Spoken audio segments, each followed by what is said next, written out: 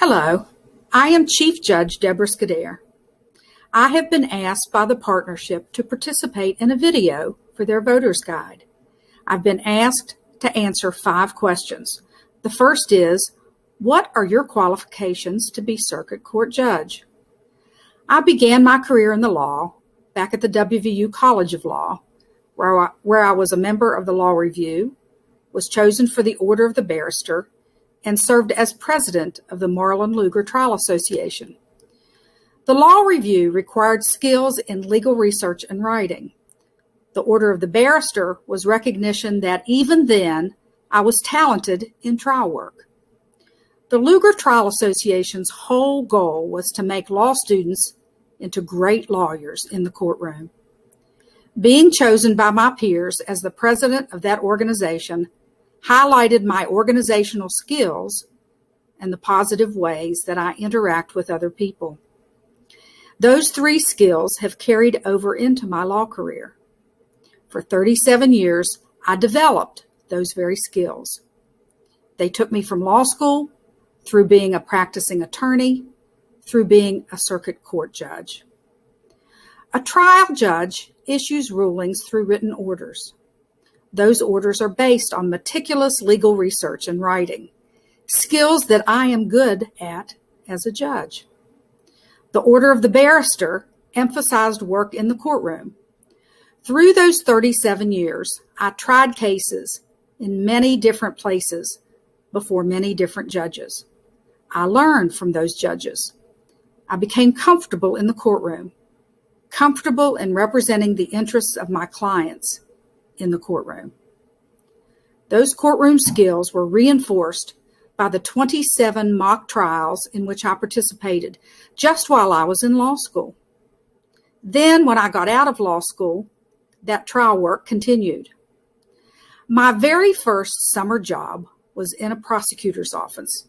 I was so excited even back then that I got to go to court just as an assistant almost every day. I was not actually a lawyer then, but I got to see on a continuing basis what all goes on in a courtroom.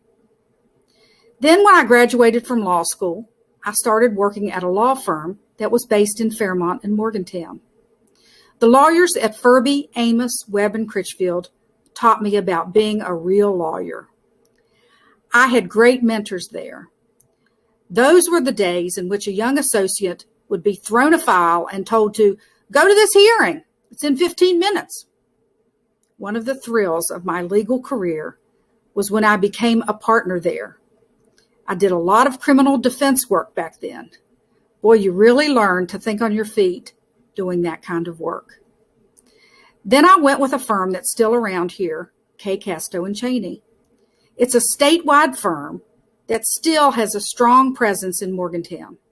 For many years, I was the managing member of the Morgantown office. While I was with K. Casto and Cheney, I developed even further my trial practice. I represented businesses, cities, police departments, and individuals in lawsuits. The last trial that I did before I went on the bench was representing a police officer and his police department in a 5-day trial in Harrison County. I was also called on by other attorneys around the state to help them to resolve their cases through mediation and arbitration.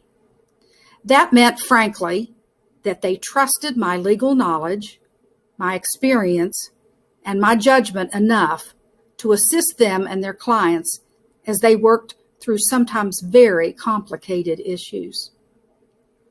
During my time at K. Casto and Cheney, I became heavily involved in service within the legal community. I was on the Board of Governors of the West Virginia State Bar, representing Monongalia County, and was eventually chosen by that Board of Governors to serve as the president of the West Virginia State Bar. The State Bar is the mandatory governing agency for all lawyers within the state. As past president of the West Virginia State Bar, I was further asked by the Board of Governors to serve as its representative to the American Bar Association's House of Delegates. This means that the reach of West Virginia's influence in the legal community goes far beyond the borders of the state. I am directly involved in forming policy of the ABA on a national level. I've also spent many years teaching at the WVU College of Law. Every year, I teach pretrial litigation to upper-level law students. During that class, we go over everything that trial lawyers need to know to get them ready to represent a client in a lawsuit. Often, I also help out with trial advocacy class, where the instructors teach young lawyers how to actually try a case. All that leads to what I do these days. In March of 2019, I was appointed by Governor Justice to fill the vacancy left when Judge Claudius retired from the bench in Monongalia County. Since that time, I have presided over 1,100 hearings. I have performed marriages and adoptions. I have conducted full jury trials, each going all the way to verdict. Based on all my prior experience, I run an effective, efficient court.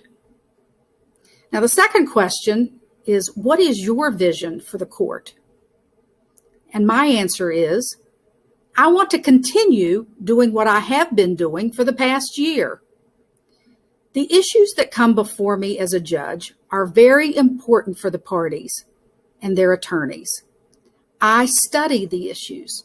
I make full, understandable rulings. I treat people fairly and courteously. However, I also keep things on schedule, and I give the litigants the finality to their issues wherever possible. Now, the third question is, why are you running? And my answer is that many people are in my court every day. I am running to keep this job because I am doing a good job. I love what I do, and I want to continue to serve the people of Monongalia County. The fourth question, what is your judicial philosophy? Well, decisions by a trial judge need to be based on a study of the files, listening intently to the arguments of counsel, and knowing the law. A good judge is a good decision maker. I am a good decision maker. And the last question, why should we vote for you? Well, I agree that that is the most important question of all. Since I've been on the bench, the quality of my service has been noticed. It has been noticed by the personnel in the courthouse, by the parties who have issues before me, and by the attorneys who have to appear before me day in and day out. It's also been noticed by my bosses. My bosses are the justices of the Supreme Court of Appeals in Charleston. Although I have only been on the bench for a year or so, I am already being called upon to deal with issues that have statewide implications. The Supreme Court has asked me to serve on what's called the Mass Litigation Panel. One of the issues that I have been assigned to tackle as a member of the Mass Litigation Panel is the opioid crisis in our state. We all know that that crisis is huge. It is decimating some of our smaller communities. It is robbing our young people of their youth and sometimes their lives. The state is stepping in to do what it can to help curb this crisis. We are presently working with literally hundreds of attorneys from across the country to work through pieces of litigation that have arisen from the crisis. We have managed to narrow down the issues and have a plan to keep the heat on until these cases are resolved.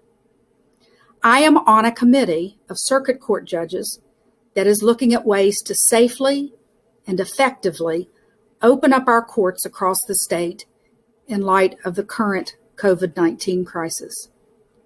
We thought that limiting access to our court facilities was hard. Wait till we try to open them back up. That may be even harder. However, I am more than willing to help. As the current Chief Judge of Monongalia County, I do a good job. I want to continue doing that job.